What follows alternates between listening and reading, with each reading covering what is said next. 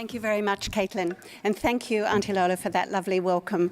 I acknowledge the traditional owners of this land on which UNSW stands. My name's Eileen Baldry, and I'm the Deputy Vice-Chancellor, Inclusion and Diversity at UNSW.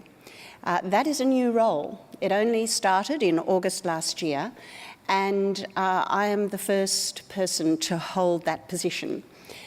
There is no other university in Australia that has inclusion and diversity, equity, socially just society at that level in the university. So it's a huge honour for me to be in this position. Just a few words about the FIAP. Clearly the FIAP is right in the heart of the work that my division is doing. That is, it's about inclusion. It's about addressing exclusion, and it's about addressing exclusion in this particular case in regard to finances. When Professor Christy Muir, is Christy here? No, she's no. I thought, yeah. When Christy, who is the CEO of the Centre for Social Impact, associated with our university and a number of others, first came and talked to us about this last year, I had never heard of a FIAP. I knew about DIAPs, Disability Inclusion Action Plan, but I had not heard of a FIAP. It immediately made sense to me because I understand the nature of ensuring that whatever we do is inclusive, and how we do that is the trick.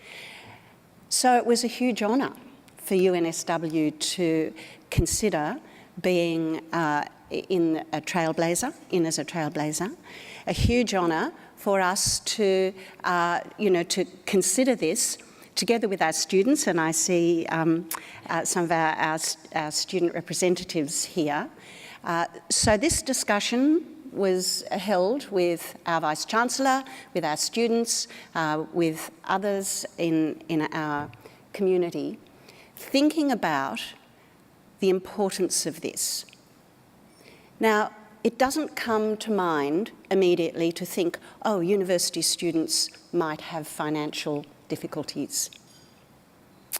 We don't actually know much about the financial inclusion or exclusion of students, of higher education students in Australia. But we are getting more information which indicates that there are significant numbers of our students who face financial hardship, who are effectively homeless, maybe couch surfing, particularly in big cities, major cities like Sydney and Melbourne, where the cost of living is very high. So for us, this was, rather a surprising call for us to consider very seriously the well-being of our students in this regard. And so it's a great joy, actually, for UNSW to be included in this. It's a real honour, and thank you to the FIAP people and Good Shepherd people for allowing us to co-host this, and for allowing us to be involved in this. My final couple of words is that we have a very large number of wonderful people in the room. I looked at the list, and there are too many people to acknowledge. We have members of parliament, we have CEOs, we have people who have been active in the area, in NGOs, and in the area of this work for a long time. So I really appreciate you being here. My final comment is that the GOH universities, the group of 8 universities, of which UNSW is one, and which our President and Vice-Chancellor, Professor Ian Jacobs, is currently the chair, has as one of its areas of investigation is the cost of living for students, and that is together with ACOS. So parallel to this, the FIAP work, we are doing a number of things to try and ascertain what the situation is. How can universities and civil society groups support and work with students? So thank you very much for coming.